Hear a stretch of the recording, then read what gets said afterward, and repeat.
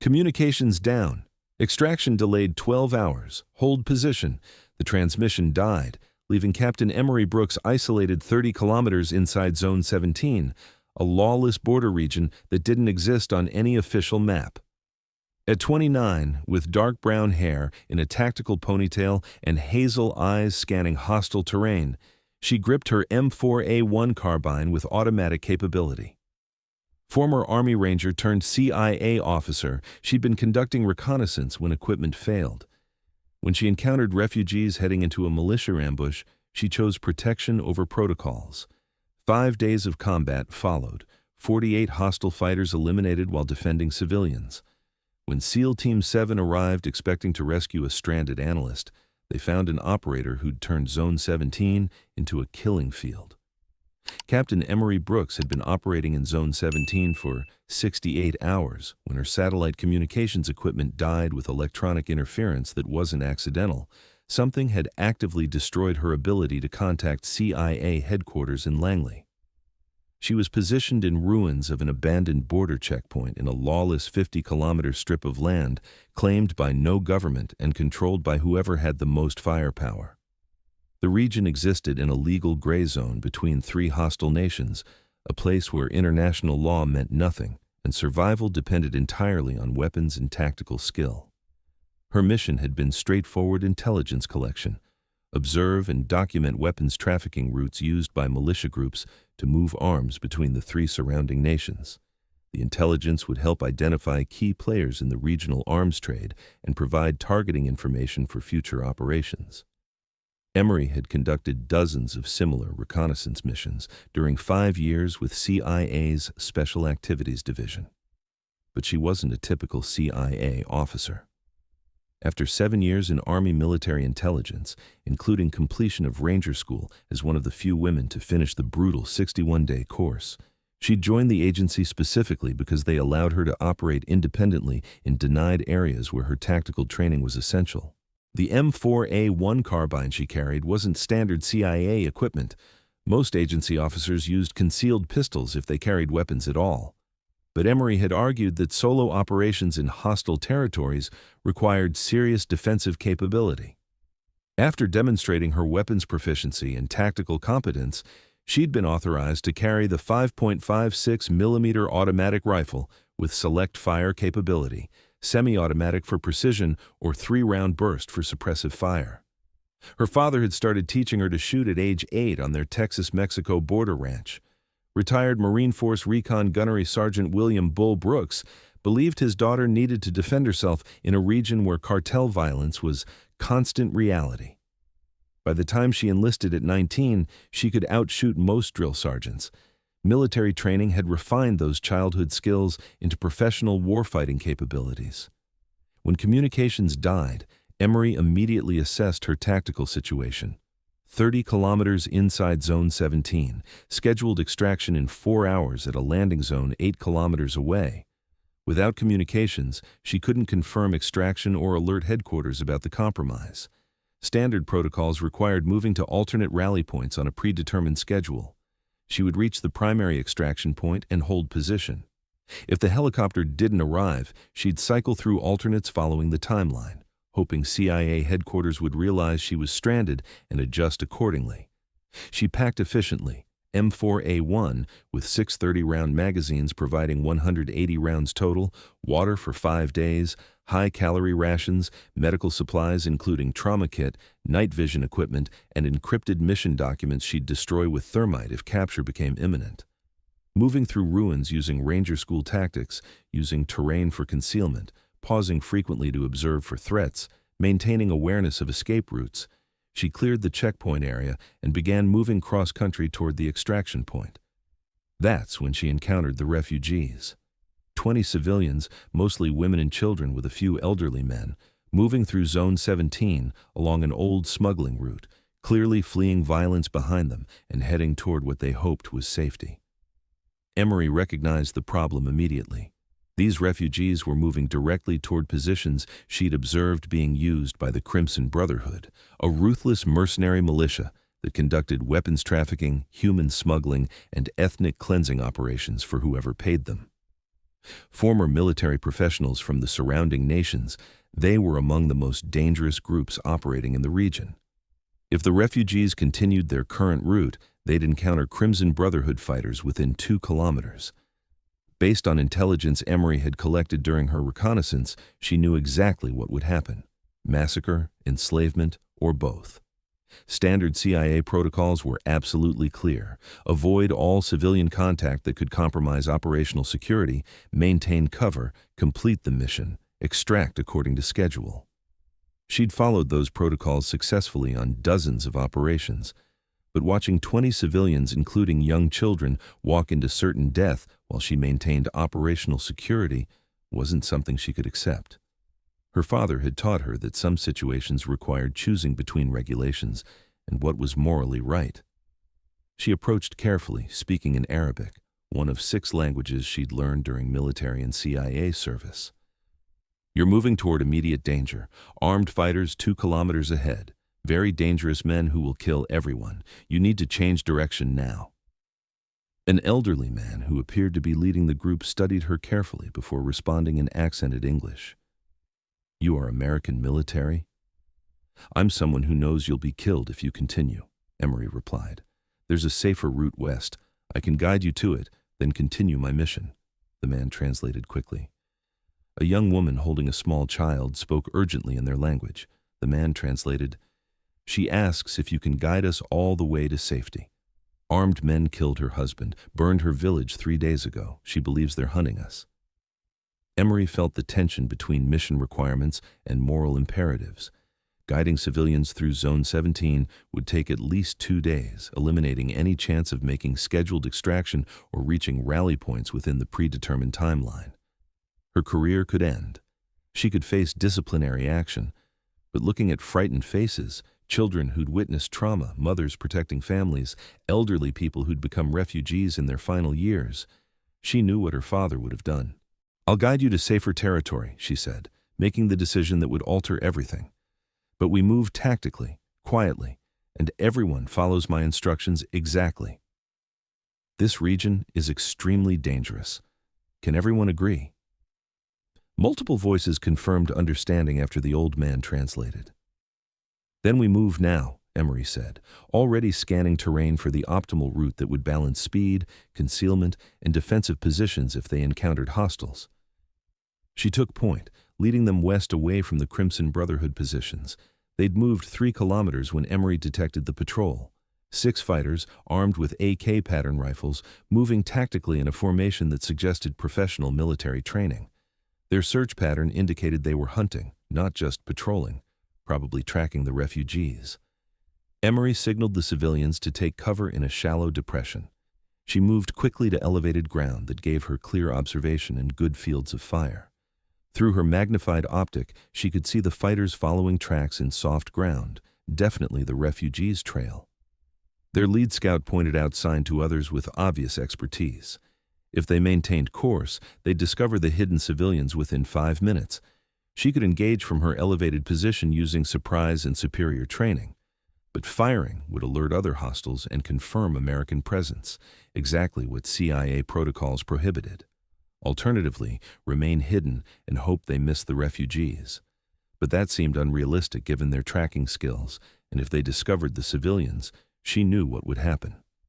The decision was made when a child began crying softly, despite his mother's desperate attempts to quiet him. The sound carried in the still air. Emery saw the patrol leader's head snap toward the sound.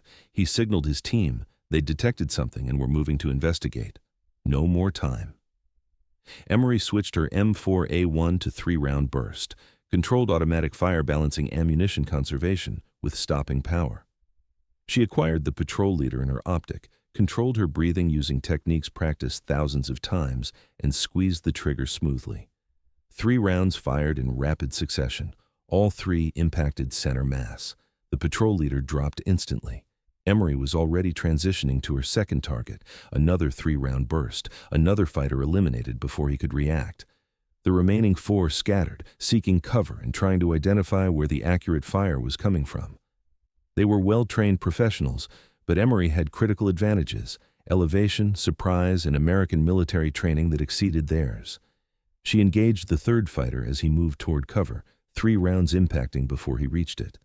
The fourth fighter fired several rounds from his AK-47 in her general direction, but his shots were poorly aimed panic fire that hit rocks well away from her position.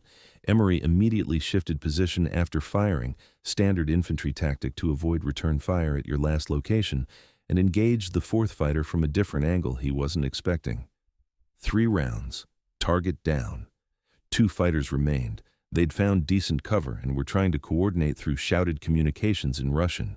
She couldn't allow them time to call for reinforcements. Using terrain features and tactical movement, she maneuvered to a flanking position that gave her clear shots at both remaining fighters from an angle they weren't defending. When she had clear lines of sight, she engaged both in rapid succession. 3 rounds on the first, immediate transition, 3 rounds on the second. Both eliminated.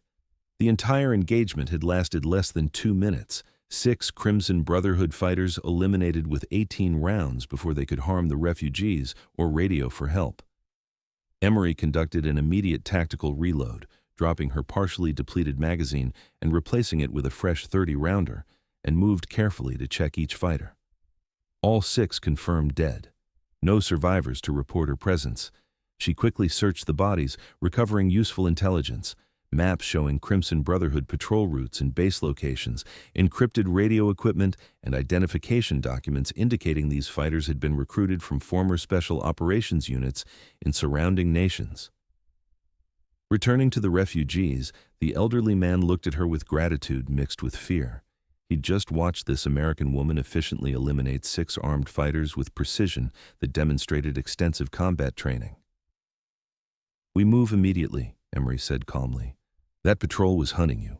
There will be others, probably more heavily armed and in larger numbers. We need defensible terrain."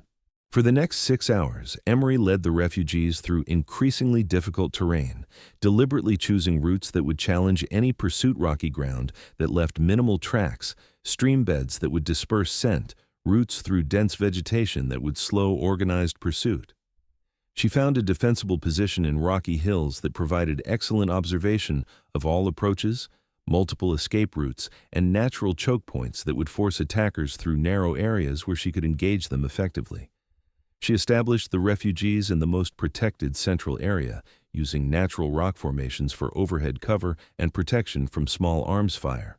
Then, she set up multiple fighting positions around the perimeter, with overlapping fields of fire covering all likely approaches.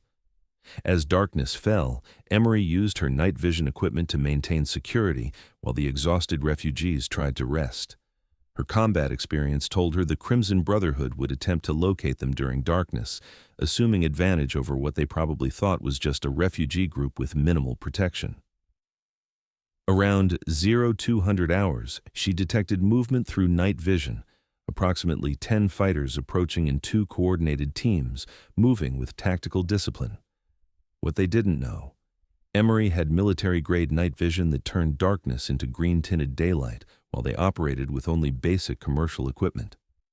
Emery let them close to 100 meters, well within effective range of her M4A1, then initiated her ambush with disciplined automatic fire that devastated the lead team before they realized they were under attack from someone who could see them perfectly.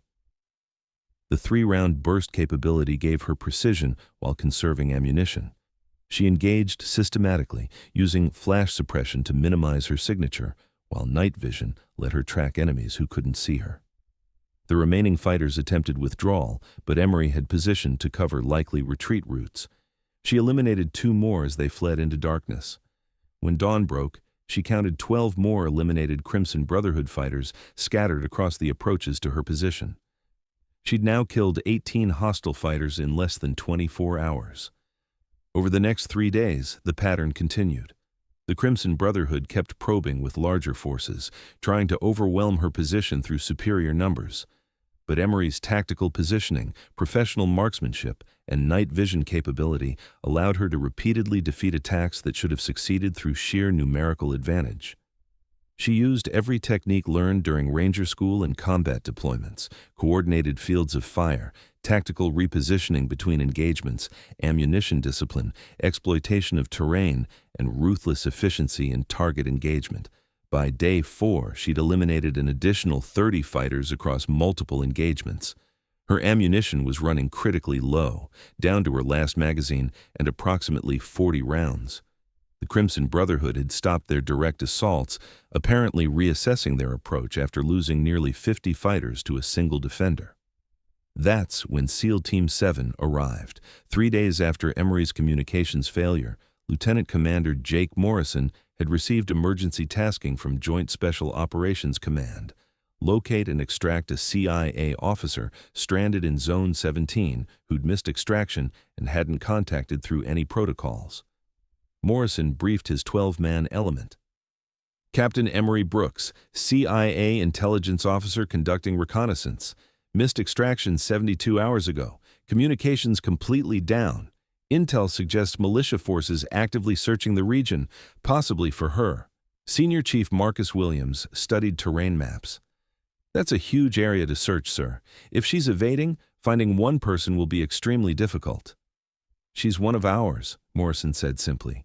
We don't leave people behind. What they didn't know, Emery wasn't hiding helplessly. She was conducting an effective defensive campaign protecting refugees while systematically destroying the Crimson Brotherhood forces hunting her. SEAL Team 7 inserted by helicopter 50 kilometers out, then moved overland toward the search area using darkness and tactical expertise to remain undetected.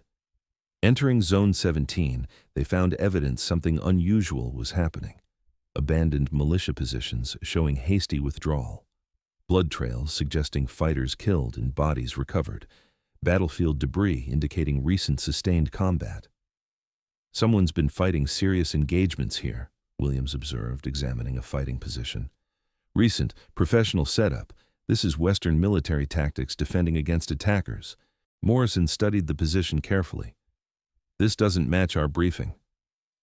We were told Captain Brooks is an intelligence analyst. This looks like professional infantry work. They followed the evidence, spent 5.56 millimeter casings, American ammunition, fighting positions showing Ranger School techniques, a clear pattern suggesting one person conducting mobile defense while protecting something. Could this be our CIA officer? Williams asked doubtfully. Maybe, Morrison said, but it doesn't match the profile we received. On day 4 of searching, they detected active combat 3 kilometers away. M4 automatic fire, AK-47 return fire, tactical defensive pattern. That's either our target or another American in trouble, Morrison decided. Move to support. Fast and quiet, they moved toward the combat, arriving at a ridgeline overlooking the engagement. What they saw made them stop in amazement. A woman in tactical gear was conducting textbook-perfect defensive operations against 15 Crimson Brotherhood fighters attempting to assault her position. She used automatic fire in controlled bursts, engaging with professional discipline while protecting civilians behind her defensive line. That's Captain Brooks, Morrison said, watching as Emery eliminated another fighter with a perfect 3-round burst. And she's definitely not a helpless analyst. That's Ranger School technique. Williams grinned. Sir, she's dominating this fight, outnumbered at least 8-1, and she's controlling the entire engagement. Let's even the odds, Morrison ordered. Designated marksman, engage flanks. Assault element, prepare to move to her position. SEAL Team 7 opened fire with devastating effect. Their precision caught the Crimson Brotherhood in a perfect crossfire. Focused on Emery, they'd failed to detect the SEAL approach. Caught between Emery's defense and the SEAL flank attack, the militia force was systematically destroyed. Survivors attempting to flee were engaged by SEAL marksmen. 5 minutes. 15 more hostiles eliminated. Morrison led his team to Emery's position, approaching with weapons lowered to show friendly intent. Emery had her M4A1 trained on them until confirming they were American, then lowered her rifle. SEAL Team 7, she called. Beautiful sight. Morrison reached her position and immediately assessed the sophisticated defensive setup. Professional fighting positions, overlapping fire, protected civilians, tactical discipline matching SEAL standards. Captain Brooks? That's me. Wasn't expecting SEALs. Williams looked at evidence of sustained combat. Ma'am, how long have you been conducting operations? 5 days since communications failed. Picked up these refugees heading to extraction, then things got complicated. Militia's been hunting us continuously. Morrison studied the extensive battlefield evidence. How many hostiles engaged? Around 48 confirmed, maybe more, couldn't verify some night engagements. The SEALs stared in stunned silence. This CIA officer had killed 48 fighters during 5 days of solo operations while protecting 20 refugees.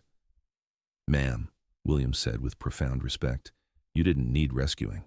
You needed ammo resupply." Emery smiled slightly. "Ammo would have been nice, down to my last magazine. But I appreciate the timing. That assault was getting difficult." Morrison made his decision. New mission: extract Captain Brooks and all refugees. Establish perimeter while we coordinate helicopters. Everyone gets evacuated. During the 6-hour wait for extraction, Morrison talked with Emery about her background. "Your file says intelligence officer on reconnaissance. Doesn't mention ranger school or sustained combat operations." Emery smiled.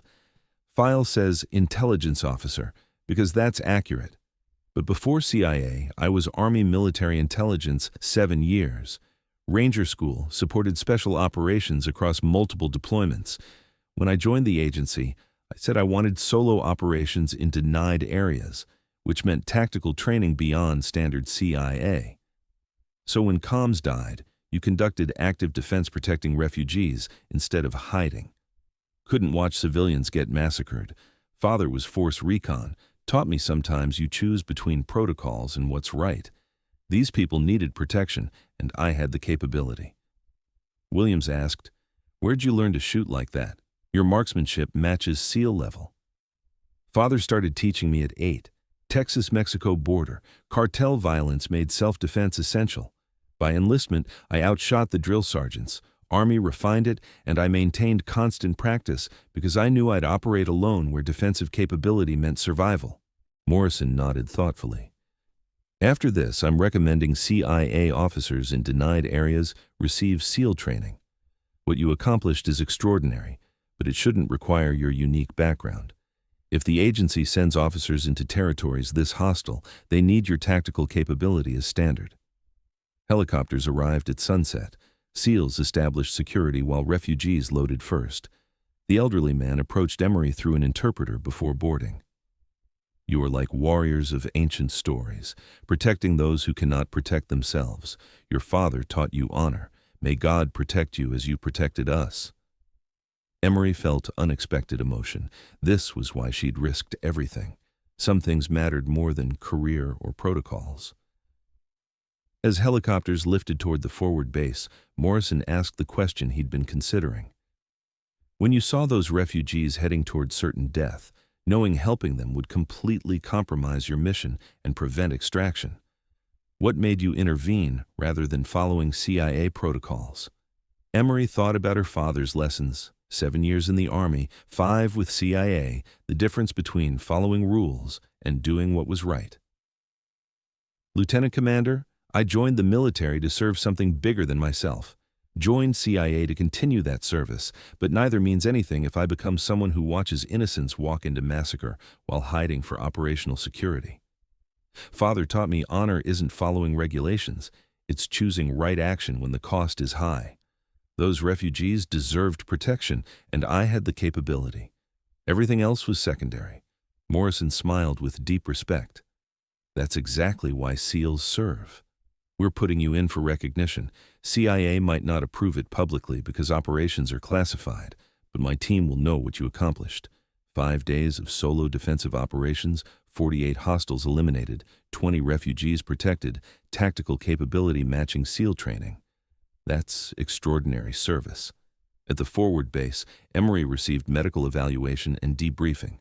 Her handler arrived relieved. "Captain Brooks, we thought we'd lost you. SEAL Team 7 reported combat operations." "What happened?" Emery provided her after action: communications failure, refugee encounter, protection decision, sustained Crimson Brotherhood engagement, SEAL linkup. Her handler listened amazed. "You engaged 48 hostiles during 5 days independent operations?" "Best count. Some night engagements without verification. Actual number might be higher."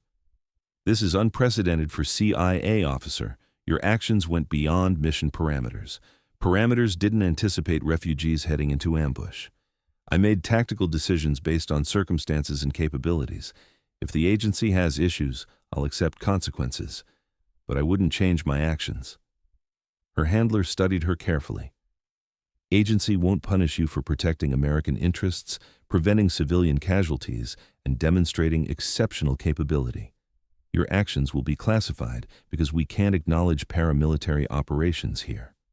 But internally, you'll be recognized for extraordinary service under extreme conditions. 3 months later, Emery received a classified commendation at CIA headquarters. More significantly, her actions prompted new training programs for intelligence officers operating in denied areas.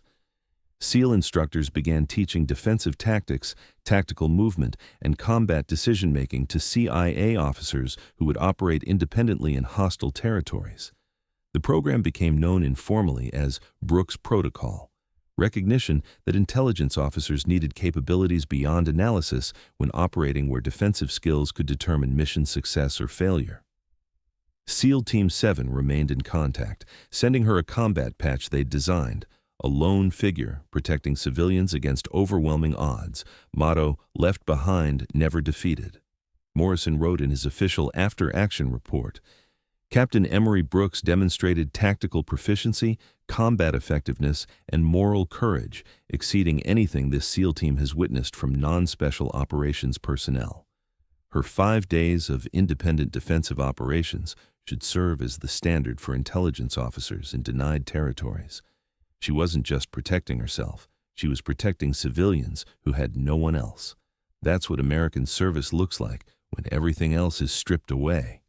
Years later, speaking to new CIA officers entering Special Activities Division, Emery was asked about Zone 17 and lessons learned. I learned that protocols are important frameworks, but they can't cover every situation. When I saw refugees heading into danger, protocols said, avoid contact and maintain security.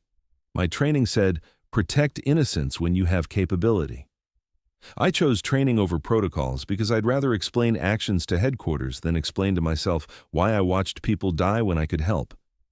She continued, I also learned being underestimated can be an operational advantage. Crimson Brotherhood saw a lone woman and assumed vulnerable prey. They didn't expect Ranger School training, sustained defensive capability, and tactical discipline that turned their hunt into disaster. By the time they realized their mistake, I'd eliminated enough of their force that they couldn't mount effective operations. A young female officer asked, Ma'am, when you were alone with failing equipment and increasing hostile contact, were you afraid? Absolutely, Emery answered honestly. Fear is normal in dangerous situations, but fear doesn't have to control actions. Father taught me courage isn't absence of fear. It's performing duty despite fear. I was afraid, but I was also trained, equipped, and determined to protect those refugees. Fear motivated me to be tactically perfect because I knew mistakes would cost lives. So yes, I was afraid. And yes, I used that fear to sharpen focus and ensure correct tactical decisions. Another officer asked, knowing what you know now, would you still help the refugees even though it compromised your mission? Emery smiled. Every single time. Original mission was important. Documenting smuggling routes provided valuable intelligence. But protecting 20 innocent people from massacre was more important than any intelligence I could gather. Missions can be retasked, intelligence collected by other means. But those specific refugees in that specific situation would have died if I'd chosen mission over morality. So yes, same choice again, because some things matter more than operational success. The refugees Emery protected were eventually resettled through international programs. Several sent messages expressing gratitude for the American woman who'd risked everything when no one else would help. 5 years after the operation, the elderly man visited CIA headquarters, now safely resettled in the United States. I wanted to thank you in person, he said through an interpreter. You gave my people hope when we had none. You showed that not all warriors seek harm. Some defend those who cannot defend themselves. My grandchildren will know your name and what you did for strangers who had nothing to offer. Emery felt the same emotion from the operation. You don't owe thanks. You and your people showed tremendous courage traveling through that dangerous territory. I just helped you reach safety." "You did more than help," the old man replied with emotion. "You restored our faith that honor still exists in this world. That is a gift beyond price." After he left, Emery thought about the path from Texas border country to Army service to CIA operations to 5 days in Zone 17 that had defined her career. Her father's lessons about honor and duty, the training that prepared her for impossible situations, and 20 refugees who survived because she chose morality over protocols. Her supervisor appeared at her door. "Captain Brooks, I have a new assignment if you're interested. Solo reconnaissance in denied territory. Dangerous critical intelligence value, exactly the kind of mission where your unique capabilities make you the only officer we'd trust to conduct it successfully." Emery smiled. This was who she was, an intelligence officer with tactical capabilities, operating in places where most couldn't survive, gathering intelligence that protected American interests while maintaining the moral compass her father had instilled. "I'm interested," she said. "When do I leave?" Because that's what operators like Emery Brooks did. They went to dangerous places, accomplished impossible missions, and when circumstances required, protected innocents using every skill they possessed. She'd been left in Zone 17 with no radio, no support, no extraction.